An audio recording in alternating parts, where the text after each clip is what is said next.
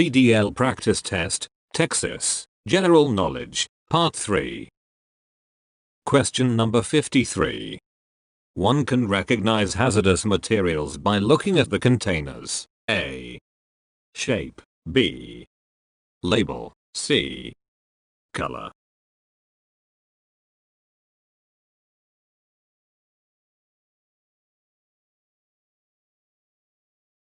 The correct answer here, B. Label. Explanation. Federal regulations require shippers to warn drivers and others about the nature of the hazardous materials they are shipping. The shipper affixes US.compliant hazmat labels to the packages and supplies the driver with the appropriate placards to attach to his or her vehicle. The shipper also notes the hazardous nature of the materials on the shipping papers. 49 CFR 172.400, 49 CFR 172.407. Question number 54. The tire load means A. The maximum safe weight a tire can carry at a specified pressure. B. The specified pressure a tire can carry. C. Neither of the above.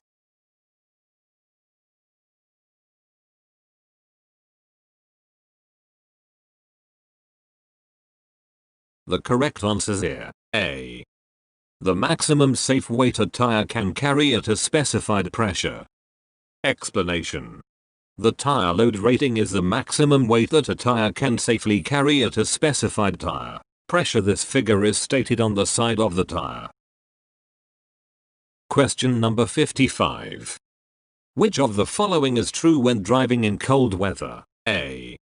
Use bleach on your tires to increase traction. B. If the temperature is below freezing, the engine will not freeze. C.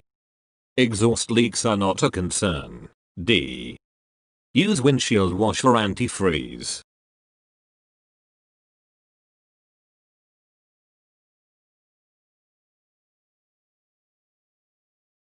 The correct answer here, D. Use windshield washer antifreeze. Explanation. Use windshield washer antifreeze to prevent freezing of the washer liquid if you can't see well enough while driving. For example, if your wipers fail, stop safely and fix the problem. Question number 56. Objects that are viewed in a curved, convex mirror may appear A. Larger than they really are. B. Closer than they really are. C. Farther away than they really are. D. Faster than they really are.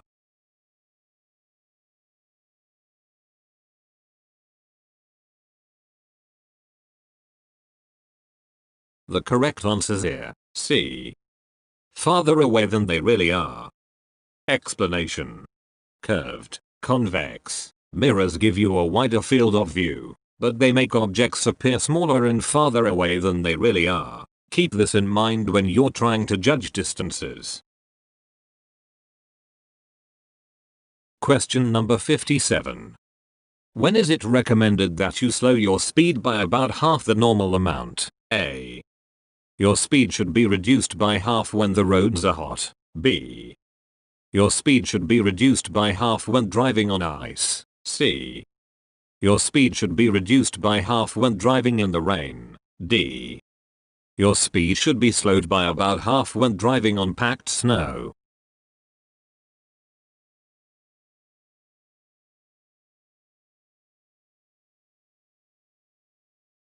The correct answer here, D.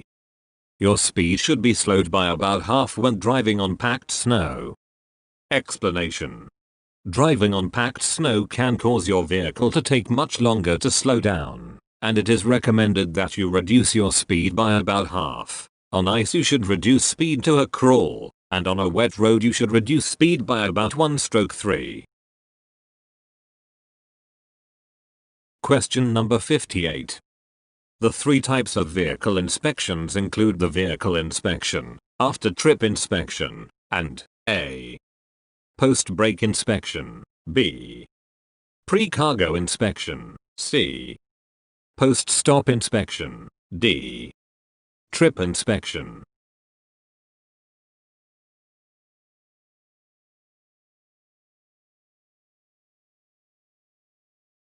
The correct answer here. D. Trip inspection. Explanation. The three types of vehicle inspections include the vehicle inspection, after trip inspection, and trip inspection. Question number 59. Which of these statements about staying alert to drive is true? A. A half-hour break for coffee will do more to keep you alert than a half-hour nap. B. There are drugs that can overcome fatigue. C. Sleep is the only thing that can overcome fatigue.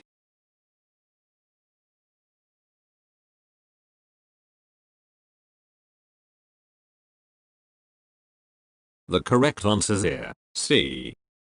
Sleep is the only thing that can overcome fatigue. Explanation.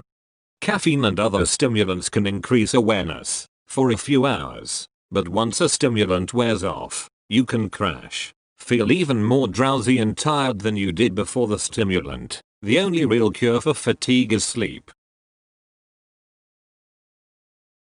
Question number 60. While driving, you should use your mirrors to check A. If your running lights are working properly. B. Your blind spots only. C. Where the rear of your vehicle is while you make turns.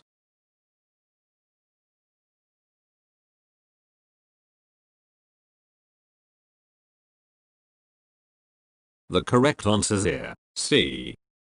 Where the rear of your vehicle is while you make turns. Explanation. Before driving your vehicle, adjust your mirrors to show parts of your vehicle as well as what's around your vehicle. During your trip, you can use your mirrors to keep an eye on your tires and open cargo if any. When you turn, check your mirrors to make sure that the rear of your vehicle isn't hitting anything. If you're pulling a trailer, use your mirrors to keep an eye on it. If it starts to jackknife, you'll be able to spot it in your mirrors. Question number 61. The minimum tire tread depth for front tires is A. 3/8 inch. B. 4/32 inch. C. 1/32 inch. D. 1/2 inch.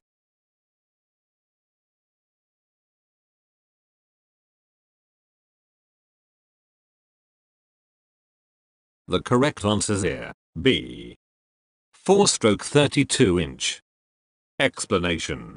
Front tires require a tread depth of at least 4/32 inch. All other tires require a tread depth of at least 2/32 inch.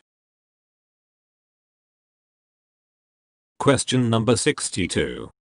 Should I check the level of my oils during a test? A. No, this is not a regular part of pre-trip inspection. B. Only if the instructor states to do so. C. Only if the oil pressure gauges indicate there is a problem. D. Yes, this is a regular part of pre-trip inspection.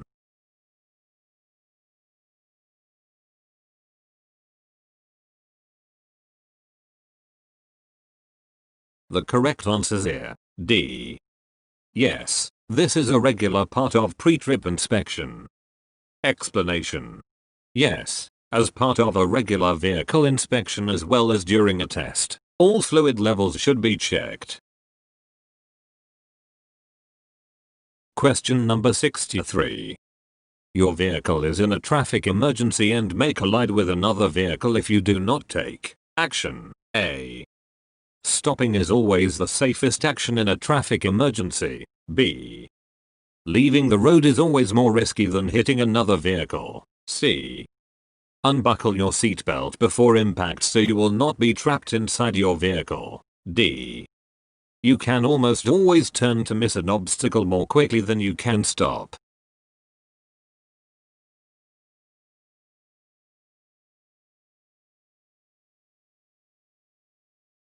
The correct answer here. D. You can almost always turn to miss an obstacle more quickly than you can stop. Explanation. When you don't have enough room to stop, you may have to steer away from what's ahead. Remember, you can almost always turn to miss an obstacle more quickly than you can stop. However, top-heavy vehicles and tractors with multiple trailers may flip over.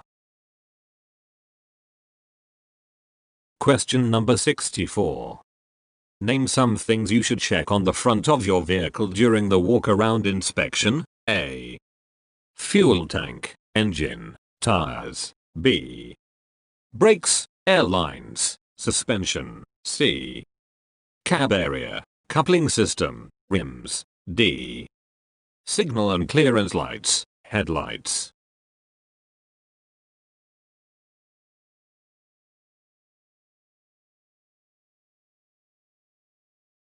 The correct answer is here, D.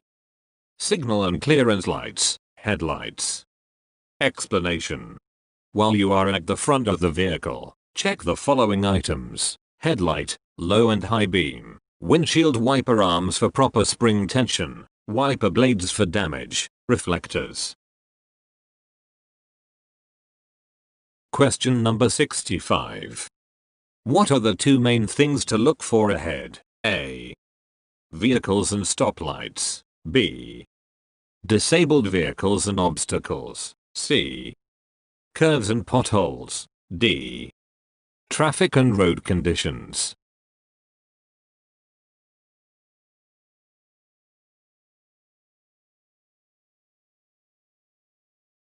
The correct answer is here, D.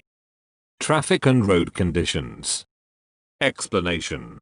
Traffic and road conditions are two main things you should be looking for ahead. Look for vehicles coming onto the highway, into your lane, or turning. Watch for brake lights from slowing vehicles. By seeing these things far enough ahead, you can change your speed, or change lanes if necessary to avoid a problem. Vehicles coming onto the highway, into your lane, or turning. Watch for brake lights from slowing vehicles. By seeing these things far enough ahead, you can change your speed, or change lanes if necessary to avoid a problem. Question number 66. In relation to impaired driving, what does the acronym BAC stand for? A. Best achievable concentration. B. Badly affected concentration. C. Best achievable control. D. Blood alcohol concentration.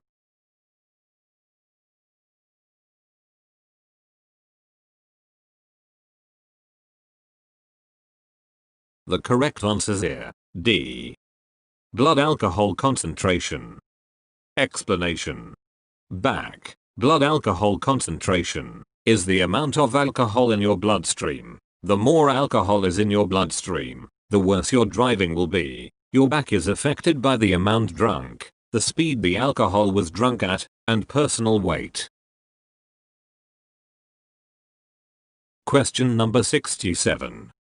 You are driving in the right lane of a 4-lane, undivided road. Traffic is heavy. You come around a curve and then you notice a hazard ahead in your lane. You don't have enough room to stop. What should you do? A.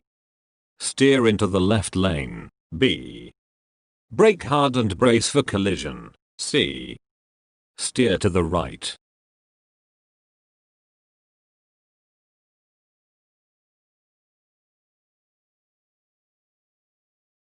The correct answer is here, C.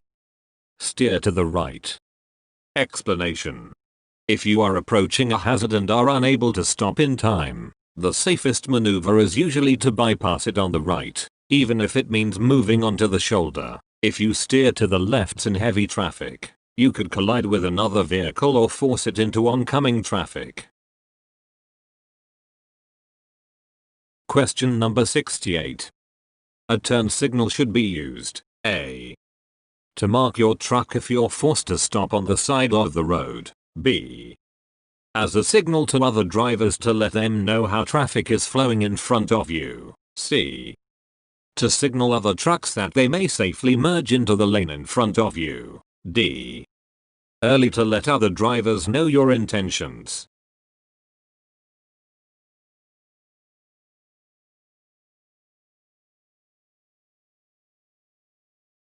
The correct answer here, D. Early to let other drivers know your intentions. Explanation. Turn signals are an effective way to allow other drivers to predict your path by making your intentions to merge, turn, or exit a freeway clear. Question number 69. You are starting your vehicle from a stop. As you apply power to the drive wheels, they start to spin. You should A. Try lower gear. B. Press harder on the accelerator. C. Take your foot off the accelerator.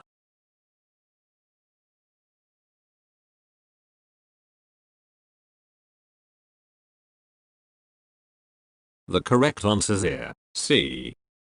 Take your foot off the accelerator. Explanation. If so much power is applied to the drive wheels that it overcomes the tire's grip of the road, the wheels will spin. This is more likely to occur if the road surface is slippery. To stop the drive wheels from spinning, take your foot off the accelerator. Accelerate slowly and gently from now on. Question number 70. If your blood alcohol concentration, BAC, is % or higher, you have surpassed the legal limit for operating a CMV. A. 0.03. B. 0.05. C. 0.06. D. 0.04.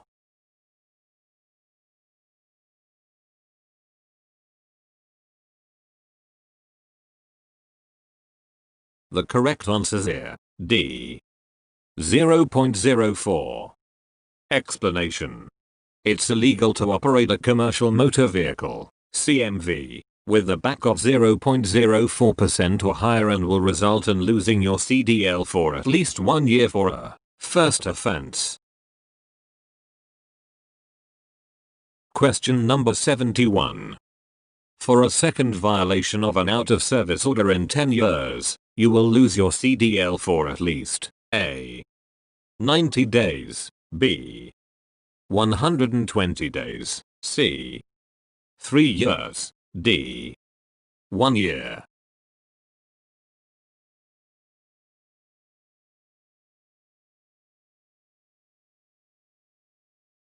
The correct answer is here, D. 1 year. Explanation.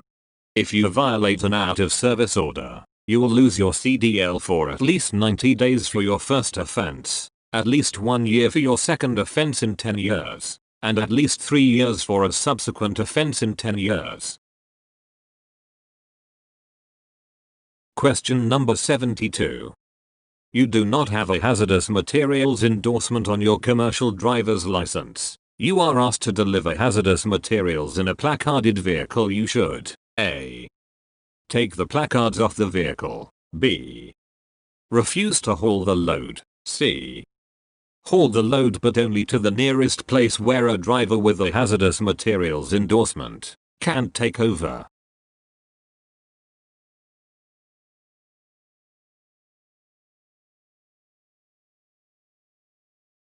The correct answer is here, B. Refuse to haul the load. Explanation. You must have a hazardous materials endorsement on your CDL to drive a vehicle that is placarded for hazardous materials. However, not all packages of hazardous materials require placarding your vehicle. Federal regulations exempt certain amounts and types of hazardous materials from placarding, but states may impose more stringent requirements. Check with your state's transportation department. 49 CFR 172.500. Question number 74. Which of these is good to do when steering to avoid a crash? A. Apply the brakes while turning. B. Steer with one hand so that you can turn the wheel more quickly. C. Do not turn any more than needed to clear what is in your way.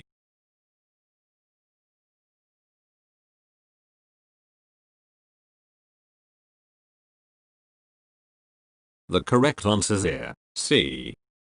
Do not turn any more than needed to clear what is in your way. Explanation. To avoid a crash or other hazard, keep both hands on the steering wheel so you can turn as quickly as possible. However, turn just enough to avoid the hazard. A too sharp turn risks a skid or rollover. While turning quickly, avoid braking. This too could cause a skid. Question number 75. The road you are driving on becomes very slippery because of glare ice. Which of these is a good thing to do in such a situation? A. Stop driving as soon as you can safely do so. B. Downshift to stop. C. Apply the brakes often to keep the linings dry.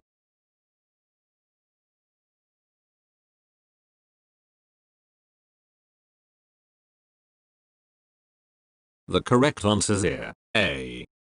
Stop driving as soon as you can safely do so. Explanation. When traveling on ice, your vehicle's braking distance can increase tremendously. On ice, slow down to a crawl and stop driving as soon as you can do so safely. Question number 76. What is the minimum tread depth for front tires? A. 1/32 inch. B. 2/32 inch. C. 4/32 inch.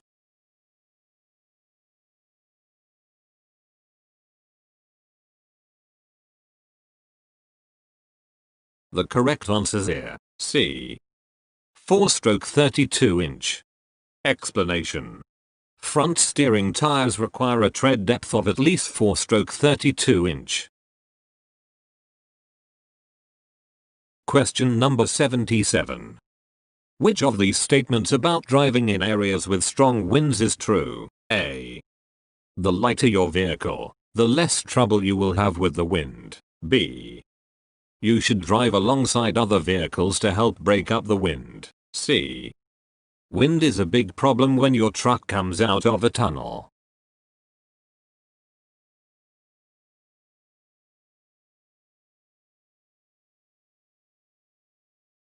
The correct answer here. C. Wind is a big problem when your truck comes out of a tunnel. Explanation.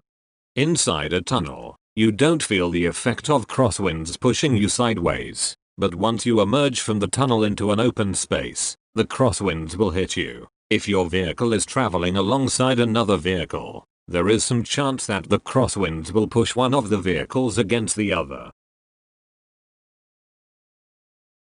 Question number 78. How far ahead should you look when driving? A. 10 to 12 seconds. B. 8 to 10 seconds. C. 15-17 seconds. D. 12 to 15 seconds.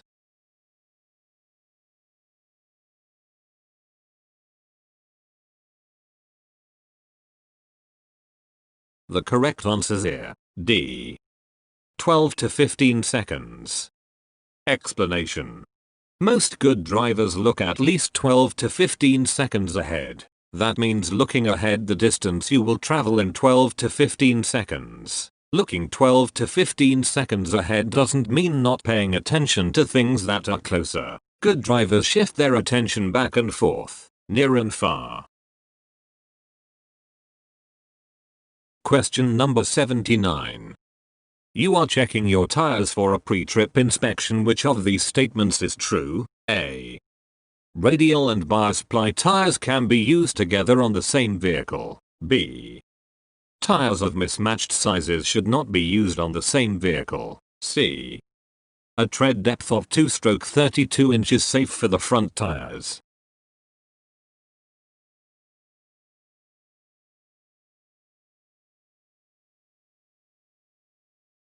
The correct answer here. B. Tires of mismatched sizes should not be used on the same vehicle. Explanation. Tires should never be mismatched in size or type. Radial tires and bias ply tires should not be used together on the same vehicle. Steering axle tires must have a tread depth of at least 4/32 inch. All other tires must have a tread depth of at least 2/32 inch. Question number 80. Where should your ignition key be during your pre-trip inspection? A. On the dashboard. B. In the ignition. C. Pocket on the door. D. In your pocket.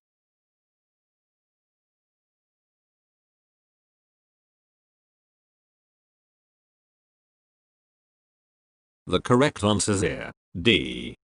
In your pocket. Explanation. Make sure the parking brake is set, turn off the engine, and take the key with you when you are not in the cab during your vehicle inspection. Question number 81.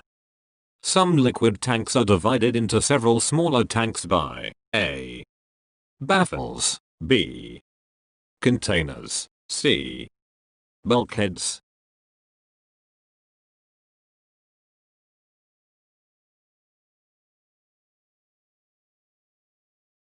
The correct answer is here. C. Bulkheads. Explanation. Some liquid tanks are divided into several smaller tanks by bulkheads. When loading and unloading the smaller tanks, the driver must pay attention to weight distribution.